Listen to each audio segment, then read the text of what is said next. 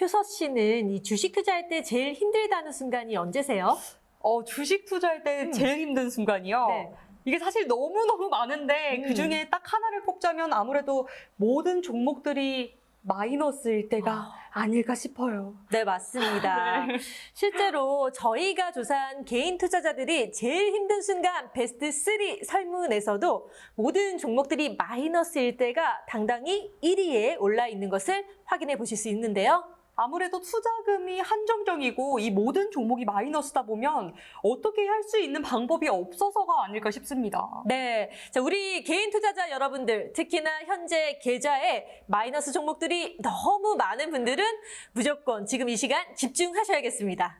손실 중인 계좌를 복구할 수 있는 방법에 대해서 알려주시나요? 네, 맞습니다. 힘들다고 손 놓고 기다릴 수만은 없잖아요. 이 손실 중인 계좌 빠르고 안전하게 복구하는 방법 궁금하시죠? 네, 지금 저에게 가장 필요한 순간인 것 같아요.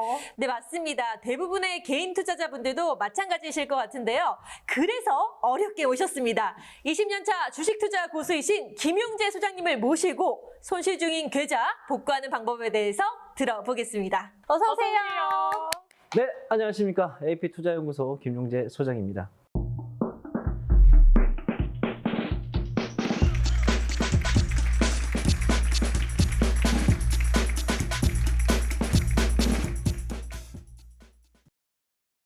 자, 소장님, 개인 투자자분들이 제일 힘든 순간을 보면 1위가 매수한 모든 종목이 마이너스일 때예요. 오늘 20년차 주식 고수 소장님만의 비법 확실하게 다 공개해 주실 거죠? 네, 제가 제 아는 모든 노하우를 동원해서 다 알려드리도록 하겠습니다. 소장님, 종목마다 다 마이너스면 소위 존버라고 하죠. 그냥 가만히 기다리는 것 외에는 이게 방법이 없어서가 아닐까요? 보통 개인 투자자들은 그런 식으로 매매를 진행을 하시죠. 그런데 그건 아닙니다. 쉽게 설명드리자 그런다면 주식 투자분들은 본인이 오케스트라의 지휘자라고 한번 생각을 한번 해보시기 바랍니다. 어떤 사람은 첼로를 맡고 있을 거고, 어떤 사람은 플룻, 어떤 사람은 오보에, 또 어떤 사람은 피아노를 맡고 있겠죠. 이렇게 우리가 맡은 포지션별로 각자의 악기들을 다 다루고 있지 않습니까? 이 모든 것이 하나로 잘 어우러져야지만 우리가 정말 들을 수 있는 훌륭한 음악이 나오게 되는 거죠. 이거를 이제 어떻게 생각을 해보시냐면 이 악기 하나하나가 바로 주식 종목이라고 생각해 보시면 이해가 쉽습니다. 막상 연주를 시작을 했는데 악기들의 연주 실력이 내 마음에 들지 않는다면 무작정 이 친구가 첼로를 곧 잘 연주하게 되겠지? 아니면 이 피아니스트도 기다리다가 보게 되면 연주를 잘하고 있는 날이 오지 않을까? 이렇게 생각을 하게 되겠죠. 근데 그러한 것이 과연 옳을까 이거예요. 우리는 당장 내일 오케스트라를 해서 관객들에게 좋은 음악을 들려줘야 되는데, 그래서 이게 막상 무작정 기다린다? 이거는 너무 해결책이 아닌 거죠. 그쵸. 아무래도 그렇죠. 이게 바로 뭔가 당장 실력이 기다린다고 해서 갑자기 늘지는 않을 테니까요. 네, 맞습니다. 최고의 연주를 위해서는 우리가 연주자들을 체크를 하고 조율하는 것이 가장 좋은 음악을 만들어낼 수 있는 방법이겠죠. 주식도 마찬가지입니다. 우리가 어떠한 종목에만 매달리지 않고 이 종목이 언제 올라올까 매일 고민만 한다고 해서는 계좌는 절대 변하지가 않습니다. 그럼 오케스트라의 지휘자가 각 악기에 맞춰서 조율을 하듯이 내 계좌도 조율을 해주는 것이 맞다는 얘기군요. 하지만 이 대부분의 개인 투자자분들은 계좌 조율을 해야 한다는 것은 알지만 어떻게 해야 하는지를 모르실 것 같아요. 그래서 우리가 흔히 말하는 주식 용어 중에 제일 유명한 용어, 존버라는 말이 그래서 탄생을 한 거죠.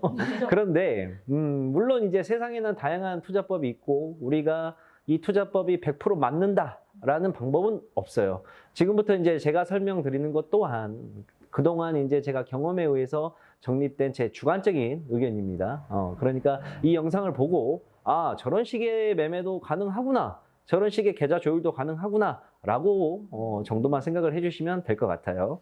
저 같은 경우에는 이게 워낙 주식이 유동적이고 변동성이 많다 보니까 어느 정도 떨어지는 게 위험한 건지 어디까지 떨어져야지 변동을 해야 되는 건지 굉장히 어렵거든요. 어떤 분은 마이너스 5%만 돼도 바로 빼라.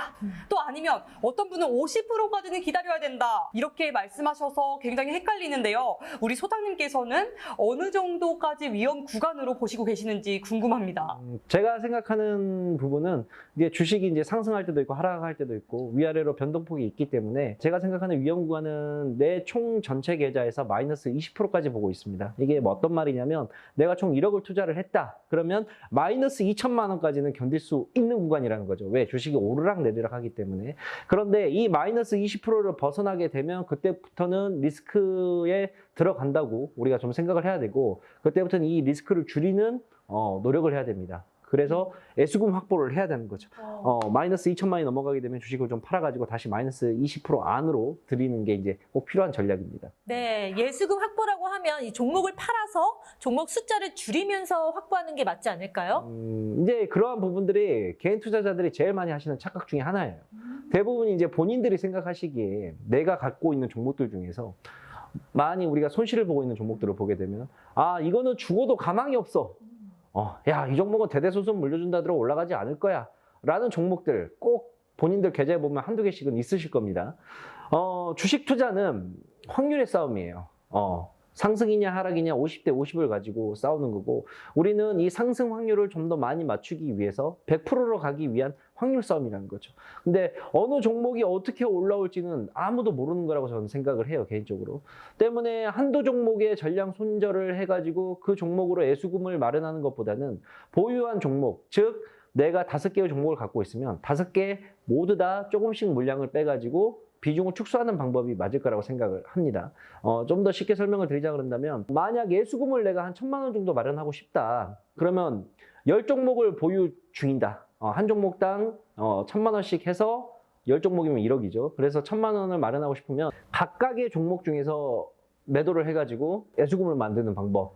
그래서 이 확보된 예수금을 가지고 신규 종목 매수를 진행을 해주시면 되는 거예요. 한 종목을 무작정 전량 매도하는 게 아니라 일부씩 덜어내면서 관리를 해야 된다. 이 말씀이시죠? 네, 맞습니다. 소장님, 그러면 만약에 계좌가 마이너스 50에서 60%인 상황인 경우에는 이게 비중 축소로 진행을 하면 좋겠다 이 말씀이신 거죠? 네, 당연합니다.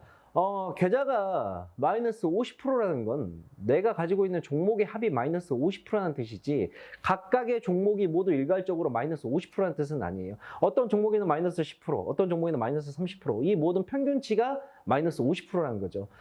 그렇기 때문에 이거를 동일하게 진행하는 것이 맞다고 봐요. 다만 마이너스 50%, 60%까지 이제 기다리지 마시고 아까도 말씀한 것처럼 계좌 수익률을 마이너스 20% 기준 내 총 계좌 합이 마이너스 20%가 되게 되면 위험하다라고 생각을 하고 이 마이너스 20%를 넘어가게 되면 그때부터는 애수금을 조금씩 확보를 하는 게 가장 좋은 방법인 거죠.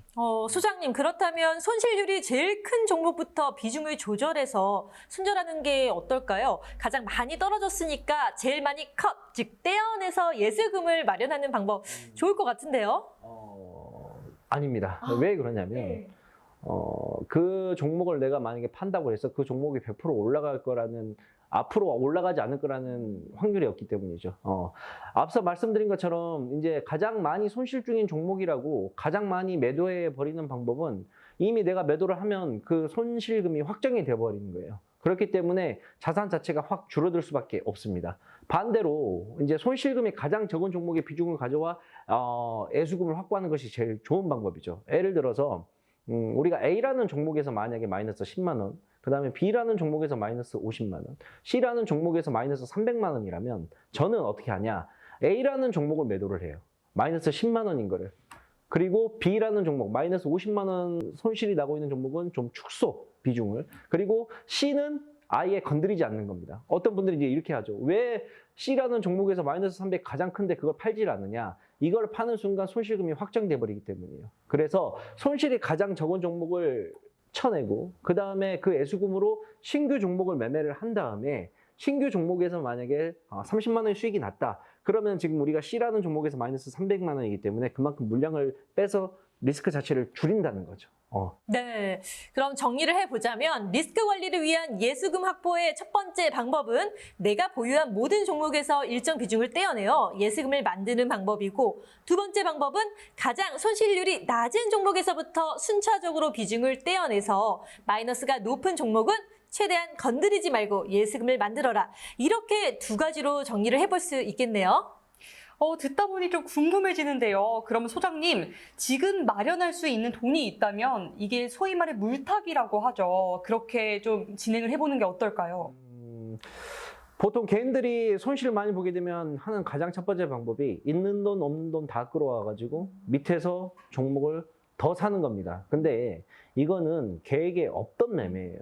즉, 나 주식이라는 건 나의 한정된 자산을 가지고 좀 더 많은 돈을 버는 게임인데 내 한정된 자산 이외에 돈이 더 필요해서 돈을 갖고 온다는 거는 내 자산 계획에 발생하지 않는 리스크가 또 생긴다는 거거든요. 그렇기 때문에 애정이 없던 매매를 하게 되는 겁니다.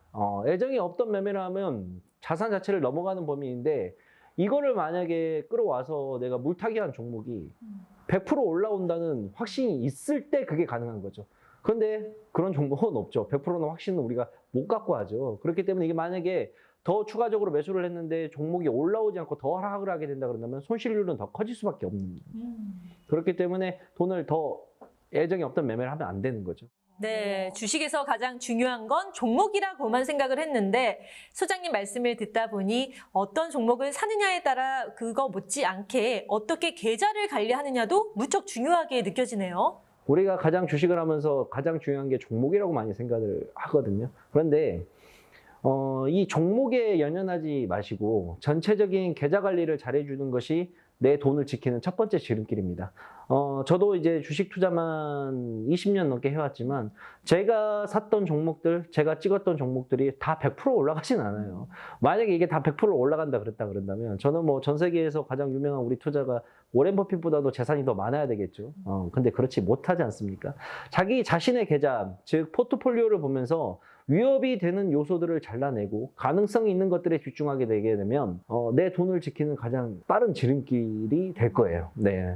맞습니다. 살 때는 이 종목 무조건 올라갈 거야 하면서 확신을 갖고 매수를 하지만 실제로 점차 하락하는 모습을 보다 보면 어떻게 대처해야 할지 모르시는 우리 개인 투자자분들 많으셨을 것 같아요. 오늘 소장님의 말씀이 큰 도움이 되셨을 것 같습니다.